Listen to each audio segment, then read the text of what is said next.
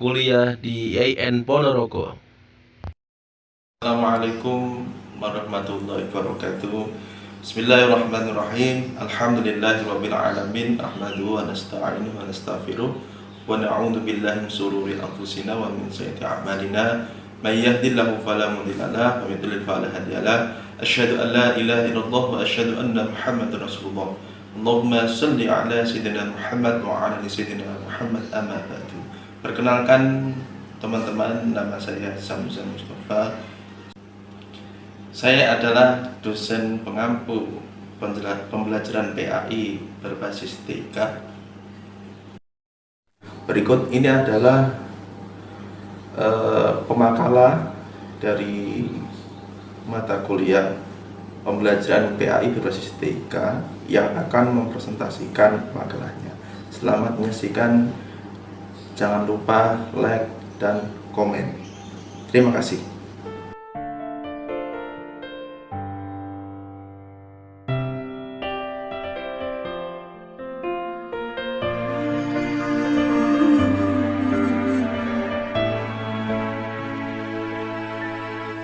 ضياء منه القمر يستحي كل النساء تود أن تكون مثلك يا عائشة بنت أبي بكر حبيب رسول الله.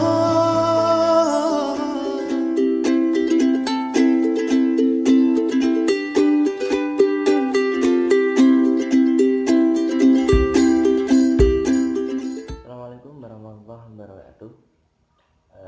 Apa kabar teman-teman semua? Semoga kita selalu dalam lindungan Allah Subhanahu wa Ta'ala.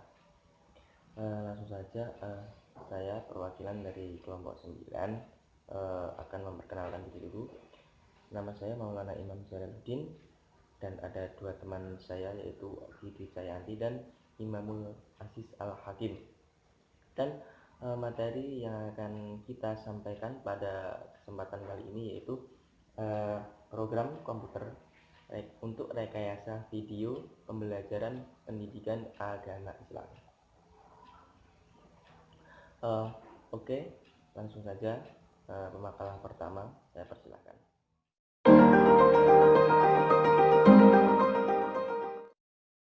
Assalamualaikum warahmatullahi wabarakatuh. Saya Imamul Aziz Al-Hakim dari kelas PIJ kelompok 9. Di sini saya akan mempresentasikan hasil makalah kami yang berjudul Program Komputer Rekayasa Video. Di sini saya mendapat bagian sub bab A, yakni pengertian pengertian program rekayasa video. Sebelum kita masuk ke dalam pembahasan program komputer rekayasa video, seyogianya kita harus mengetahui apa itu program komputer, apa itu rekayasa, dan apa itu video. Baik, yang pertama kita membahas pengertian dari program komputer terlebih dahulu. Menurut Undang-Undang Nomor 28 Pasal 9 tahun 2014 itu menyatakan bahwa program komputer adalah seperangkat instruksi yang diekspresikan dalam bentuk bahasa, kode, skema, atau dalam bentuk apapun yang ditujukan agar komputer bekerja melakukan fungsinya untuk mencapai hasil tertentu. Kita ambil contoh seperti Microsoft Word, di mana Microsoft Word itu adalah seperangkat komputer yang fungsinya itu untuk membuat dokumen. Yang kedua yakni makna perekayasa. Perekayasa itu diambil dari kata rekayasa. Lah, rekayasa itu dalam KBBI itu bermakna perancangan, pembuatan konstruksi serta pengoperasian kerangka, peralatan dan sistem yang ekonomis dan efisien. Contoh saja, ketika kita itu ingin membuat suatu acara, sebelum kita membuat suatu acara itu pasti kita merencanakan sesuatu bagaimana agar acara itu bisa berjalan tepat sasaran dan ekonomis. Video adalah serangkaian gambar yang gerak yang disertai suara yang membentuk satu kesatuan yang dirangkai menjadi sebuah alur dengan pesan-pesan di dalamnya untuk ketercapaian tujuan pembelajaran yang disimpan dengan proses menyimpan pada media atau di disk. Contoh saja seperti kita memaparkan video-video tentang kisah-kisah para rasul. Di situ di dalam video itu tertera gambar-gambar bergerak dan ada suaranya. Lah, di situ juga ada pesan dan kesan agar bisa diambil ibrahnya. Jadi, program komputer perekayasa video adalah aplikasi tambahan yang dipasang di dalam komputer, digunakan untuk seseorang membuat rancangan dari serangkaian gambar gerak yang disertai suara yang membentuk satu kesatuan yang dirangkai menjadi alur. Sekian presentasi dari saya. Apabila ada kurang lebihnya saya mohon maaf. Billahi taufiq wal hidayah wa ridha wal inayah. Wassalamualaikum warahmatullahi wabarakatuh.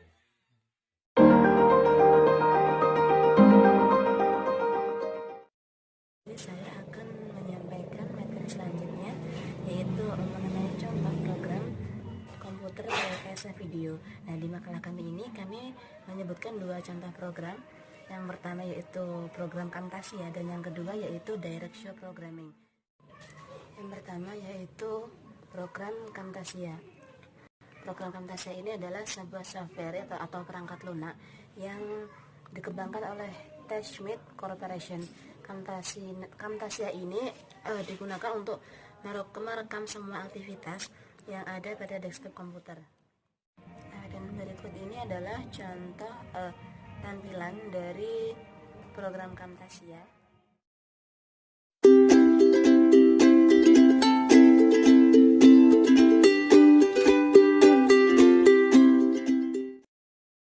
Software ini bisa kita manfaatkan untuk membuat media pembelajaran berbasis multimedia dan e-learning.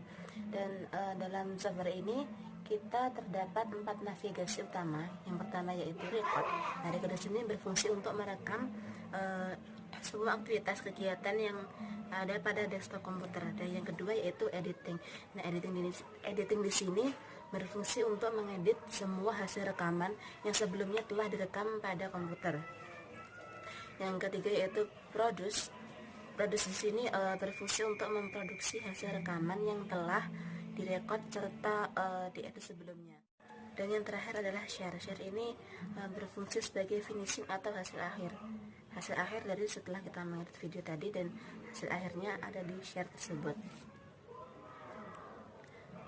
Kemudian hasil dari record yang telah dibuat tadi bisa dibuat dalam bentuk CD, DVD, MPEG-4, iPhone atau menyimpannya ke dalam blog atau web. Aplikasi dari software Camtasia ini mempunyai dua fungsi. Yang pertama yaitu membuat video tutorial. Dengan record the screen menu, Camtasia dapat merekam screen yang ada pada desktop, dan ini berfungsi apabila akan membuat suatu video tutorial yang bahan utamanya itu terdapat pada desktop komputer. Dan yang kedua yaitu merekam PowerPoint atau record PowerPoint. Dan di sini jadi Camtasia ini selain merupakan software perekam pada layar komputer, Camtasia ini adalah program yang bisa digunakan untuk membantu proses pembelajaran, yaitu untuk membuat video tutorial, misalnya contoh tutorial sholat atau tutorial praktek itu, dan bisa mengenai pelajaran apapun yang disampaikan dalam bentuk video maupun presentasi yang akan disampaikan. Kemudian yang kedua yaitu Direct Show Programming. Direct Show ini digunakan untuk melakukan pemrograman yang mendukung file audio dan video. Dan berikut ini adalah tampilan dari program Direction Programming. Kita bisa lihat ya.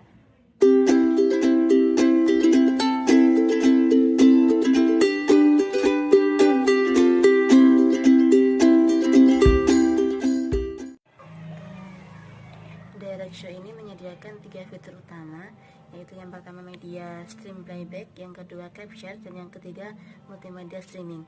Kemudian Microsoft Direct Show Editing Service atau DES adalah pemrograman dalam Direct yang mengatur proses khusus untuk video editing. Jadi Microsoft ini digunakan untuk pemrograman khusus untuk video editing. Microsoft DES ini menyediakan beberapa fitur melalui Direct Show, yaitu suatu model garis waktu yang mengorganisir track video dan audio ke dalam layar yang berhubungan, dan hal itu akan memudahkan kita untuk mendapatkan hasil akhir. Yang kedua yaitu kemampuan untuk menampilkan hasil akhir dari suatu proyek video. Yang ketiga yaitu mendukung efek video dan audio, juga transition antara dua track video, kemudian konversi frame rate dan audio sampling rate secara otomatis. Yang terakhir yaitu mengubah ukuran dan memotong video. Jadi Microsoft DES ini bisa diartikan sebagai software yang berisi perintah untuk menangani hal dalam pemrograman multimedia yang hanya dikhususkan dalam melakukan editing video, dan di dalamnya itu tersedia fitur-fitur yang bisa digunakan dalam pemrograman editing video yang kita bisa gunakan untuk media pembelajaran. Dan selain dari program ini masih banyak lagi ya program editing video yang kita bisa gunakan untuk membuat video yang kita gunakan dalam mendukung pembelajaran.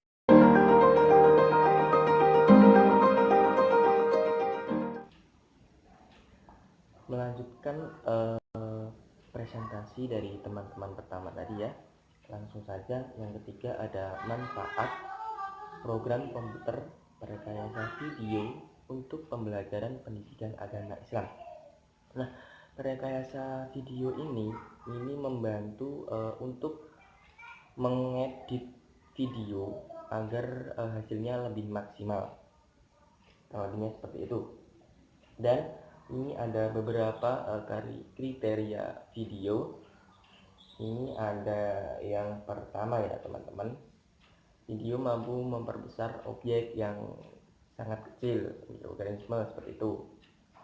Yang kedua, dengan teknik editing, objek yang dihasilkan pada gambar oleh kamera dapat diperbanyak. Dan yang ketiga, video juga mampu memanipulasi tampilan gambar. Sekali objek perlulah dimanipulasi, diedit, ditambah-tambahin, kurang lebih seperti itu teman-teman. Dan yang keempat, ini video mampu membuat objek lebih still picture, artinya gambar atau objek. Still picture artinya gambar atau objek ini yang ditampilkan dapat disimpan dalam durasi dan keadaan tertentu. Dan yang kelima, daya tertariknya yang sangat luar biasa dengan video ya teman-teman. Mengapa demikian? Soalnya ini ada hasil penelitian. Orang memperhatikan itu kalau melihat video bisa kuat 1-2 jam dibandingkan mereka yang hanya mendengarkan saja.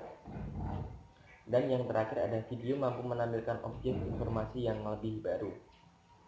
Nah, dari beberapa karakteristik video tersebut, ini ada beberapa manfaat dari penggunaan media video. Yang pertama, video sangat membantu pengajar dalam mencapai efektivitas pembelajaran. Nah, jadi video di sini manfaatnya ya itu ya sangat banyak sekali ya. Ini terutama bisa membantu pengajar dalam mencapai efektivitas pembelajaran.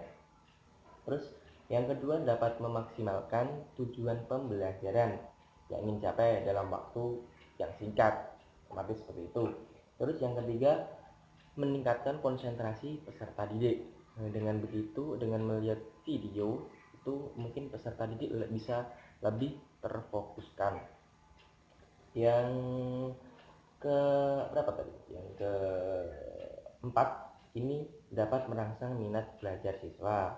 Dan yang kelima, daya bernalar peserta didik itu lebih mandiri. Jadi mereka itu bisa berpikir kritis seperti itu. Yang kelima, yang keenam, yang kelima ya, memenuhi tuntutan zaman. Tidak bisa dipungkiri ya, kalau zaman sekarang ini semakin maju, jadi kita harus mengikuti perkembangan zaman. Terus yang ketujuh, yang keenam, memberikan daya pemahaman, keterampilan yang lebih tekstual. Dan yang terakhir, peserta didik lebih aktif dan bisa memotivasi untuk mempraktekkan latihan-latihan.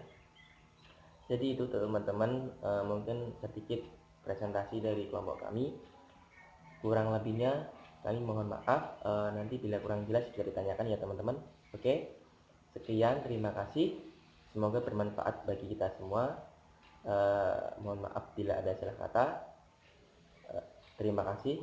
Assalamualaikum warahmatullahi wabarakatuh.